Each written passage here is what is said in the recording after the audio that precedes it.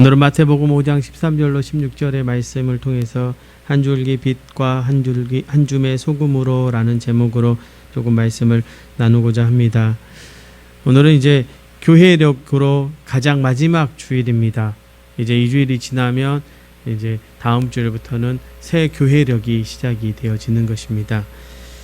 그러니까 교회력의 시작은 대림절이고요. 그 바로 대림주일 앞에가 놓여진 것이 오순절의 마지막 주일이면서 오늘 주일의 이름을 왕이신 그리스도의 주일이라고 정해서 지키고 있습니다.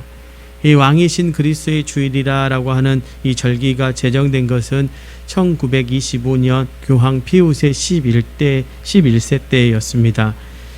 그리고 처음 시행이 1926년 10월 마지막 주일에 처음으로 신앙이 되었습니다.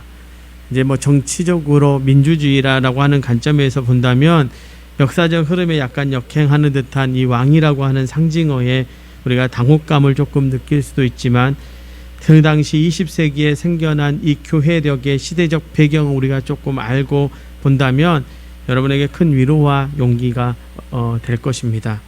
그러니까 1925년 당시가 이탈리아가 무솔리니가 통치하던 시대입니다. 그래서 파시즘이 강했고요.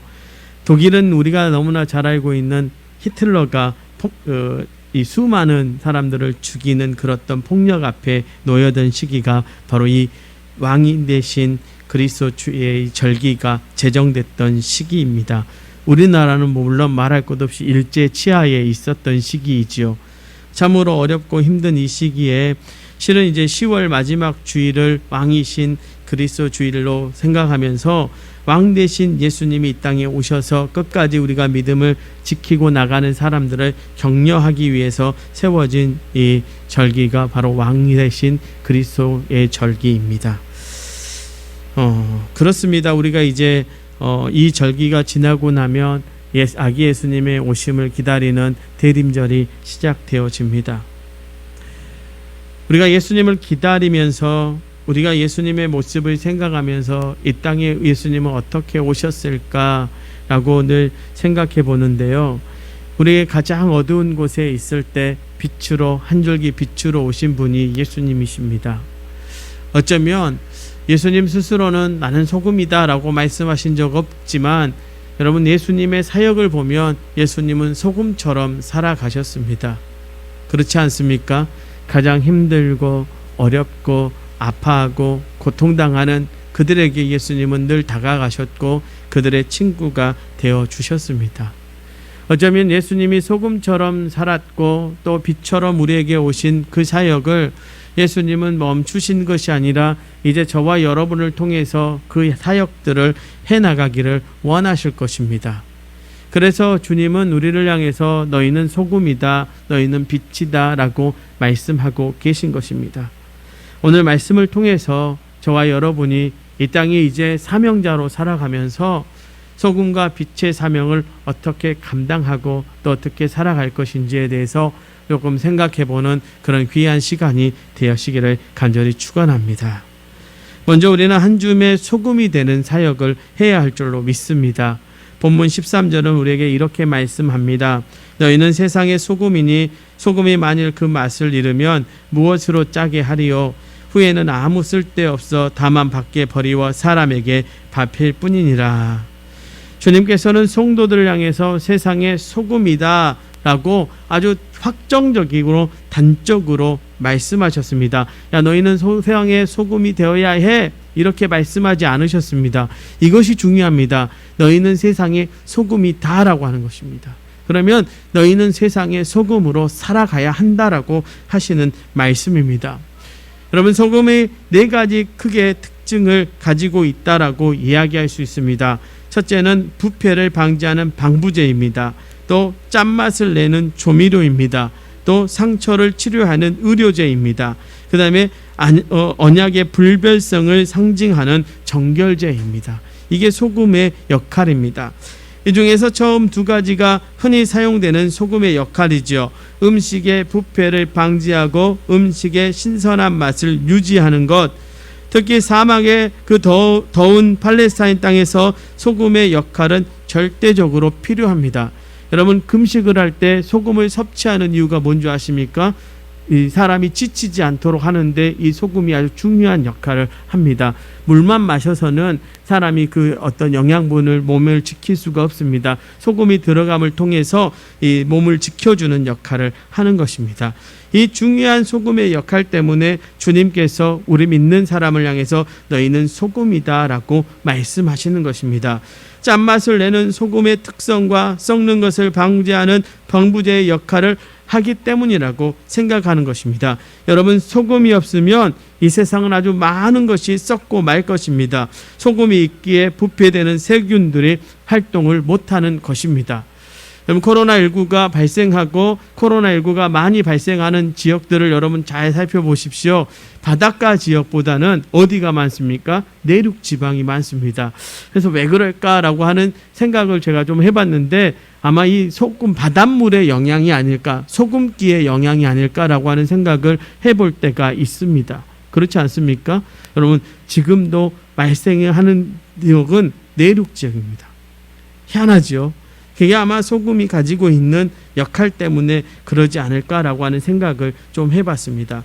또 예를 들어서 우리의 몸의 체액도 아주 농도가 낮기는 하지만 적정 수준의 염도를 늘 가지고 있어야 건강을 유지할 수가 있는 것입니다. 또 생화학적으로 오염된 시냇물이 바다로 흘러들어가도 그 부패함이 억제되는 이유는 바닷물에 녹아있는 소금 때문입니다. 비록 바닷속에 녹아있는 소금이 바다와 그 속에 있는 샘물들의 부패를 방지하고 생기를 줍니다.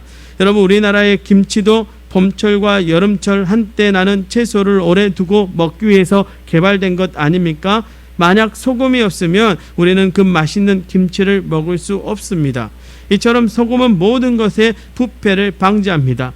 이렇듯 그리스도인들이 이 세상의 부패가 되는 것을 방지해야 됩니다. 여러분, 우리의 삶의 모습을 보면서요, 사람들이 와 저렇게 살아가는 거야 라고 말해야 한다라고 하는 것이죠. 주님은 우리를 소금에 비유하신 것입니다. 이 세상의 풍속과 문화는 공중의 권세를 잡은 사탄에 의해서 영적으로 나날이 부패해 가고 있습니다. 병들어 가고 있습니다. 여러분, 앞으로 동성애는요 일상화가 될 것입니다. 안 그럴 것 같습니까? TV 드라마를 보십시오. 동성애를 아름답게 꾸밉니다. 로맨스. 남자들 간의 그 우정을요 로맨스라고 말하는 시대가 돼버렸습니다. 그리고 그것을 아름답다라고 말합니다. 정말 그렇습니까? 하나님이 만든 창조의 원리를 우리가 말을 제대로 할 수 없는 시대가 다가옵니다. 그럼에도 불구하고 교회는요 그렇지 않다는 것을 보여줘야 됩니다. 세상은 왜 자꾸 썩어져 갑니까? 이제 정직함은요 그렇게 말합니다. 정직하게 살면 세상을 살아갈 수 없다고요. 여러분, 성공한 사람들을 보십시오. 정직하게 살지 않은 사람들이 성공한 것처럼 꾸며진 사람들이 너무나도 많습니다. 그래서 우리는 더 정직하게 살아가야 하죠. 우리는 정말 소금처럼 살아가야 합니다. 소금이 뿌려진 자리에 썩지 않는 것처럼 우리는 세상에 오롯이 서서 정말로 꿋꿋하게 믿음의 사람들로 살아가야 하는 것입니다. 또 오늘 본문은 그것만을 경고하지 않습니다. 우리에게 이런 경고의 말씀을 합니다. 소금이 맛을 잃으면. 제가 음식을 좋아합니다. 어느 날 저희 아내가 권사님 한 분께 물어봤습니다. 뭘 했는데 맛이 없다고. 그랬더니 권사님이 하시는 말씀이 거기에 소금이 조금 들어가야 맛있어요. 이렇게 말씀하시는 거예요. 아, 그렇구나. 여러분, 우리가 맛을 잊지 않는다는 건 소금이 그 속에 들어가서요 맛을 낼 때입니다. 우리는 맛을 내는 사람이어야 하는 것이죠. 맛을 낸다라고 하는 것을 저는 이렇게 표현하고 싶습니다. 생명을 불어넣는 것입니다. 소금 하나가 들어가서 그 맛을 더 생기 있게 만들어주는 것.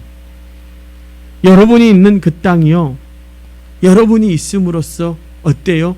생기가 돌기 시작한다면 여러분은 소금의 역할을 잘하고 있는 것입니다. 와, 저 사람이 있으면 행복해. 야, 저 사람이 있으면 왜 이렇게 우리가 즐겁지? 왜 저 사람이 있으면 우리가 좀 이렇게 행복하지? 라고 느끼게 만들어주는 것. 야, 저 사람 만나면 내가 살아있는 것 같아 라고 여러분만 느껴질 수 있도록 하는 것, 여러분, 이게 소금의 역할입니다. 저와 여러분이 그런 역할을 해야 할 줄 믿습니다. 어제 우연하게 TV 프로그램을 보다가 연어를 보게 됐습니다. 연어가 어떻습니까? 바다를 돌고 그 마지막에 죽음의 자리는 어디입니까? 고향으로 돌아와서 죽습니다.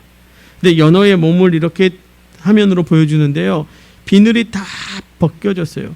오면서 얼마나 많은 고난과 고통을 겪고 왔으면 그 비늘이 다 벗겨졌을까. 그런데 알을 낳기 위해서 또 오릅니다.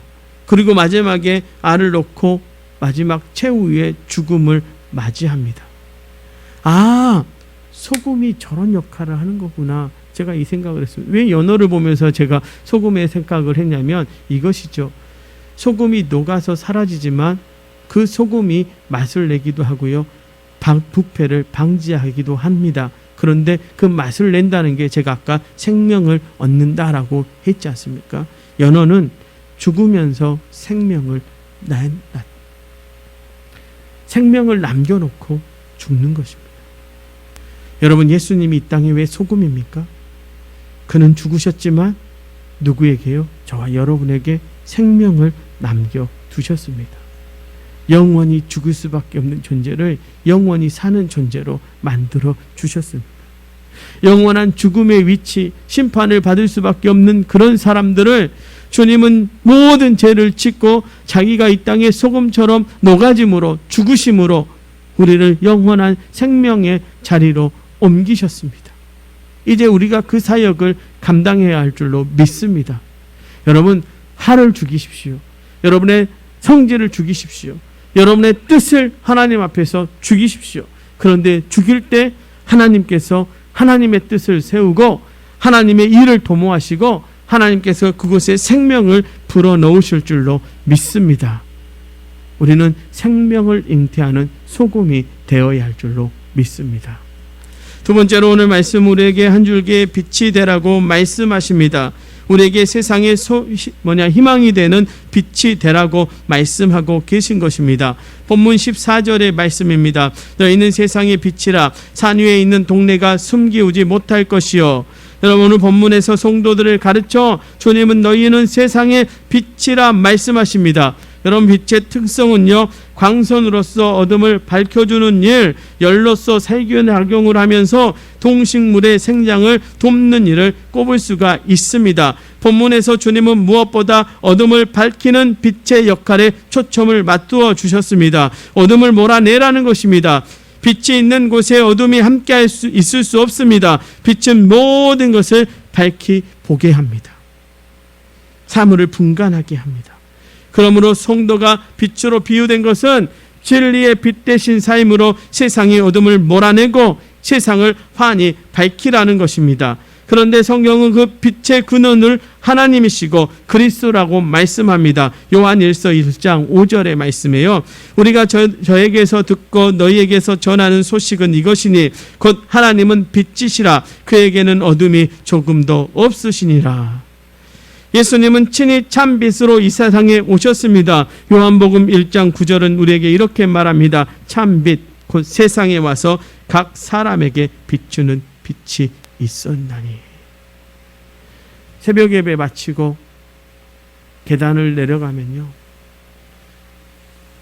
하늘의 별이 이렇게 저에게 눈앞에 보이는 것처럼 밝은 빛을 비출 때가 있습니다.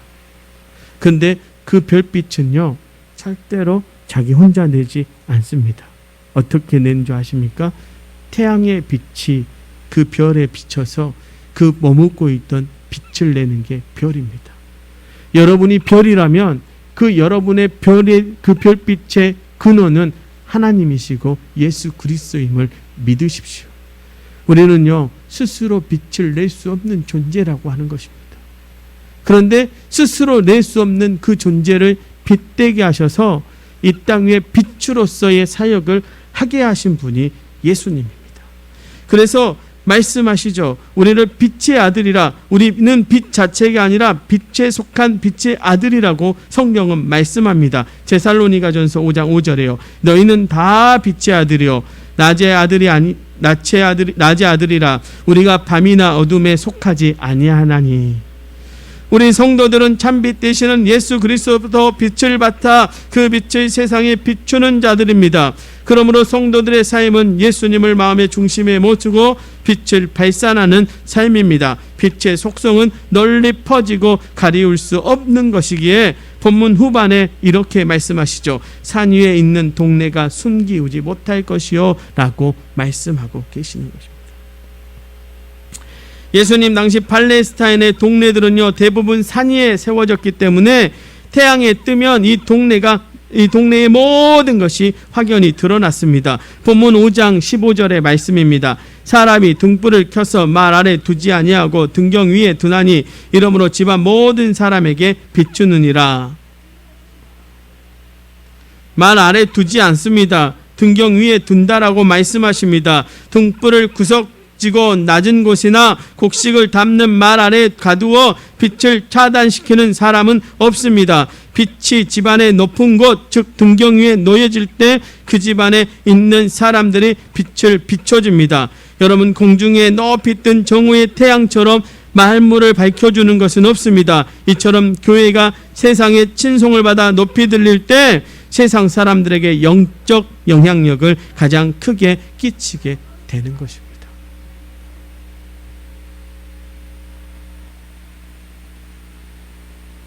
저는요, 우리 교회가 이 만년위의 높은 곳에서 그 십자가 빛을 비춰지는 것을 볼 때가 너무 행복합니다. 한번 도락마을을 걸어서 저 언덕을 걸어서 한번 넘어갔다가 어둑해질 쯤에 한번 걸어온 적이 있습니다. 제 눈에 가장 먼저 보여진 게 뭔지 아십니까? 바로 저희 교회의 십자가의 빛이었습니다. 야, 저기 봐봐, 우리 십자가 빛이 나네. 여러분, 그렇게 마을을 비추는 십자가의 빛처럼 이제 여러분이 여러분의 마을에, 여러분의 가정에, 여러분의 공동체 안에 빛으로 세워지기를 간절히 축원합니다. 여러분, 빛이어야 합니다. 여러분, 하성 1900년 80년대에 하성에서 일어났던 연쇄살인 사건을 기억하십니까? 7차 사건까지는 한 사람이 했다라고 결론이 났습니다. 그 사람의 이름이 바로 이춘재 씨입니다. 그런데 8차 사건에 억울한 한 사람이 나왔습니다. 그 사람의 이름이 윤석열이라고 하는 사람입니다. 그런데 그 사람이 이제 아주 모범수로 살았는데요. 그리고 2009년인가 이제 출소해서 나왔습니다. 그리고 이제 억울함을 밝히는데 이춘재 씨가 고백을 한 거예요. 8차도 내가 했습니다라고 자백을 했습니다. 그리고 법원이 공식적으로 그 윤석열 씨에게 잘못된 판단을 내린 것에 대해서 잘못했다고 공식적으로 사과를 한 사건이 있습니다. 여러분, 20대 때, 그러니까 22살에 감옥에 들어갔거든요. 얼마나 죽고 싶었겠습니까? 자기가 하지도 않은 일을 가지고 살아가야 한다라고 하는 것, 얼마나 죽고 싶은 마음이 들었겠습니까? 그런데 그 사람에게 살 수 있는 희망을 준 한 줄기 빛이 있었습니다. 바로 교도관 박종덕이라고 하는 사람이었습니다. 그 사람이 어느 날 윤석열 씨에게 다가왔습니다. 그리고 말했습니다. 야, 너 변화를 좀 가져라. 야, 너 살아야 한다. 너 끝까지 여기서 인내하고 버티고 살아라. 아무것도 안 하고 있으니까 이렇게 말합니다. 야, 너 사회에 나가서 뭔가 해야 되니까 너 좀 준비해라. 윤석열 씨가 이렇게 말하더라고요. 다른 수감자들에게는 그 박 교도관이 하는 말이 잔소리고 꾸짖는 소리로 들렸을지 모르지만 자기에게는 살아라고 말해주는 한 줄기 빛으로 다가왔다는 거예요. 그러면서 이렇게 말합니다. 나를 믿어주는 단 한 사람만 있으면 살 수 있는 희망이 있다라고요. 여러분, 빛의 사역이라고 하는 것이 저는 이거라고 생각합니다. 여러분, 오늘도 여러분은 누군가에게 다가가 희망이 되어 주십시오. 믿는 사람은요, 이 땅에 희망이 되어주는 사람입니다. 아, 저 사람 만나면, 저 사람의 말을 들으면 내가 살 수 있을 것 같아. 저 사람이 내 손 잡아주면 내가 힘이 있나. 여러분, 왜 예수 그리스도가 이 땅에 빛이십니까? 이 땅에 오셔서 무엇 하셨습니까? 우리의 손을 잡아주셨습니다. 죽을 수밖에 없는, 그래서 좌절감에 무릎 꿇고 있는, 우리가 누워있을 때, 좌절해서 무릎 꿇고 있을 때 주님은 손 잡아 주셨습니다. 그리고 우리에게 빛으로 다가오셔서 내가 너의 희망이야, 내가 너의 소망이야 라고 말씀해 주셨습니다. 십자가 지고 그가 그냥 단순히 돌아가신 것이 아니라 빛처럼 다시 살아나셨습니다. 꺼져버린 빛이 아니라 다시 살아난 빛으로 우리에게 비춰 주셨습니다. 그래, 너희도 이렇게 영생할 수 있단다, 너희도 생명을 얻을 수 있단다 라고 우리에게 말씀하신 것입니다. 이제 여러분도 여러분의 마을에 빛이 되어 주십시오. 여러분이 만나는 사람 한 사람에게 여러분의 말 한마디 한마디가 위로가 되어지고 희망이 되어지기를 간절히 축원합니다. 여러분, 우리는 그렇게 살아가야 합니다. 여러분, 코로나19 시대예요. 그 누가 말해도요, 교회는 이 세상에 빛이 되어야 합니다. 교회가 나눔의 사역을 더 해야 하고요, 그 나눔의 사역들을 통해서 세상에 빛이 되어야 한다고 저는 생각합니다. 교회가 이 시기에 그거 해야죠. 우리 서초 동북교회도 오늘 한 해를 돌아봤습니다. 마지막 주일에 정말 제가 자랑스럽게 우리 성도들에게 감사하며 이야기할 수 있는 것, 우리 성도들이 모아줬던 그 돈으로 한 교회, 두 교회 세워줬습니다. 그리고 지금도 여전히 감사주일날 여러분이 냈던 쌀들, 또 여러분이 냈던 그 귀한 물건들을, 농산물을 또 나눠주었습니다. 감사해야 합니다. 더 하고 싶다라는 마음도 있습니다. 그러나 상황과 형편은 살펴야 되겠죠. 그러나 우리의 마음이요, 늘 그렇게 살아가야 할 줄로 믿습니다. 여러분, 도움을 받는 자가 아니라 도움을 주는 자의 편에 서십시오. 누군가에게 절망을 말하는 자가 아니라 누군가에게 희망을 전하는 사람이 되어 주십시오. 오늘 말씀은 그러면 우리가 빛과 소금이 되려면 어떻게 해야 하는가 분명하게 말씀하시는 것이 있습니다. 본문 16절은 우리에게 이렇게 말씀하시죠. 이같이 너희 빛을 사람 앞에 비추게 하여 저희로 너희 착한 행실을 보고 하늘에 계신 너희 아버지께 영광을 돌리게 하라. 여러분, 예수님은 등경 위에 등불처럼 산 위에 동리처럼 너희 빛을 사람 앞에 널리 비추라고 하십니다. 그리고 빛의 자녀답게 어둠의 세상 가운데서 빛의 열매를 맺으라고 말씀하십니다. 그리스도인의 세상에 빛된 삶은 착한 행실을 의미합니다. 주님께서 우리 그리스도인들이 착한 행실을 많이 하여 이 세상 사람들로 하여금 우리 그리스도인들이 행하는 그 착한 행실을 볼 수 있게 하라는 것입니다. 그러면 세상 사람들이요, 영적으로 좋은 영향을 받아서 우리 그리스도인들처럼 되고 싶어하며 더 나아가 우리를 구원하사 우리로 착한 행실을 할 수 있도록 변화된 삶을 살게 하신 하나님께 영광을 돌리게 하기를 원하신다는 말씀인 것입니다. 사도 바울은 빛의 열매는 바로 모든 착함과 의로움과 진실함에 있다고 해석했습니다. 에베소서 5장 8절로 9절입니다.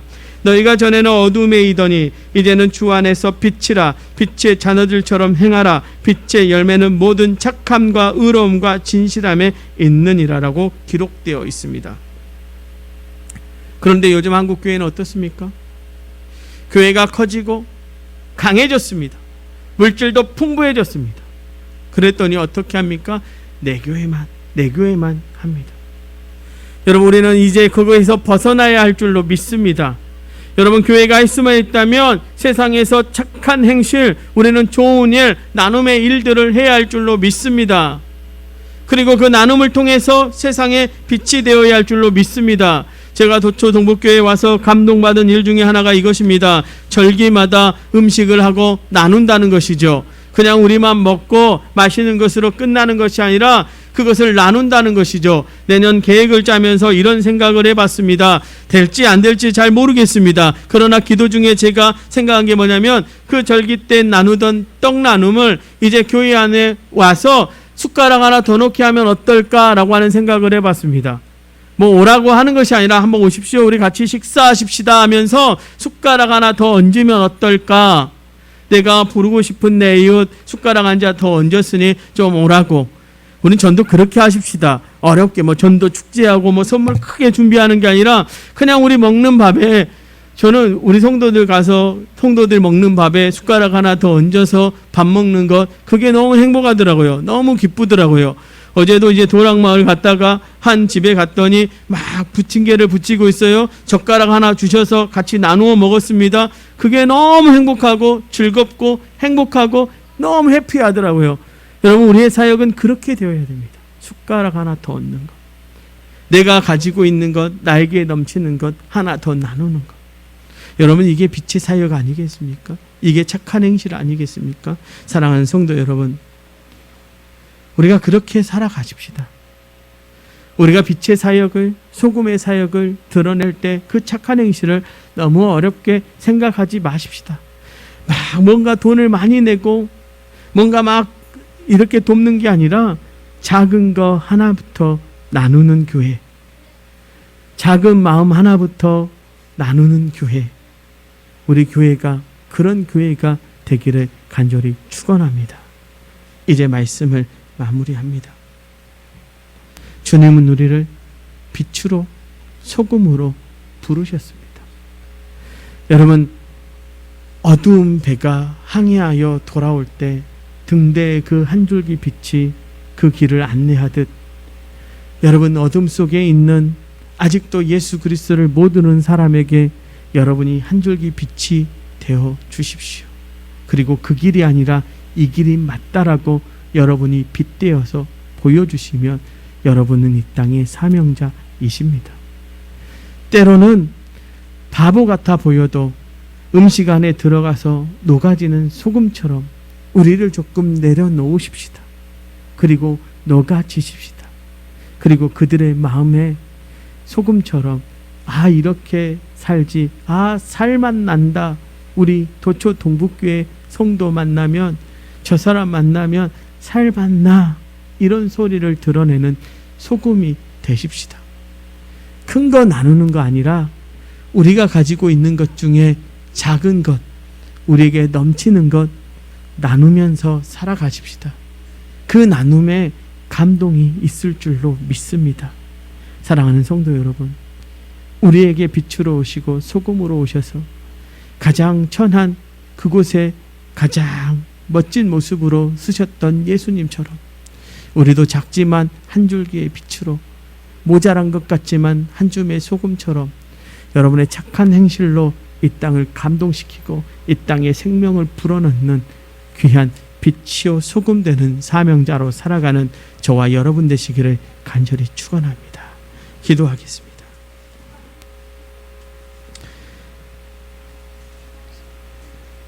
하나님 감사합니다. 우리를 불러 아무것도 아닌 존재인데 빛이라 하셨고 소금이라 하셨습니다. 이제 그 빛과 소금의 의미를 정확하게 깨달아라. 이 세상 속에서 희망이 되어지고 이 세상 속에 감동을 끼치는 성도들이 되게 하여 주시옵소서. 그래서 저렇게 예수 믿는 거지, 맞아 예수님의 사람은 저렇게 살아가는 거지 하고 보여줄 수 있는 우리 도초 동북교회 모든 성도들이 되게 하여 주시옵소서. 우리를 사랑하시는 예수님 이름으로 간절히 기도하옵나이다. 아멘.